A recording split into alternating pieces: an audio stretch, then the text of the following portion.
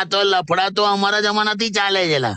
એમ પરણેલો પુરુષ સતત એની પત્નીને સમજાવતો હોય કે એના સિવાય બીજી કોઈ મહિલા એના જીવનમાં નથી, બરાબર. અને ગર્લફ્રેન્ડ ને એવું સમજાવતો હોય કે રાત્રે ભલે પત્ની મારી બાજુમાં હોય છે પણ હું તો જાનું તને જ યાદ કરું છું, તારા જ વિચારો કરું છું. આ બંને બાજુ રમે.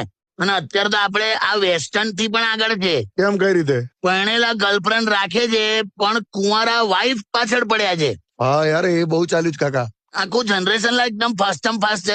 પણ આ આખા કેસમાં તમારી ઇમ્પ્રેશન કેવી છે કાકીની નજરમાં? ભાઈ મારી ઇમ્પ્રેશન છાપ આખા સમાજમાં બહુ ક્લિયર છે. હો એમ ને? તો આ ઇમ્પ્રેશન તો એવી જ રાખવાની કે કોકના લગ્નમાં આપણે જો ચાંદલો ના કરીએ ને હા, તો કોઈ તમારા પર ડાઉટ ના કરે, ચાંદલો લખનાર પર શંકા કરે કે ભાઈ આને કઈક ગડબડ કરી લાગે છે. ક્યાં વાત હે.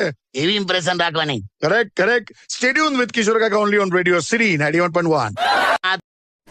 હેલો માય યુટ્યુબ ફેમિલી, તો કેમ છો બધા? તો મારી પોસ્ટ, રીલ્સ અને કોમેડી વિડીયોઝ તમને સારા લાગતા હોય તો પ્લીઝ લાઇક, શેર અને કોમેન્ટ કરીને મારી ચેનલને સબસ્ક્રાઇબ કરજો.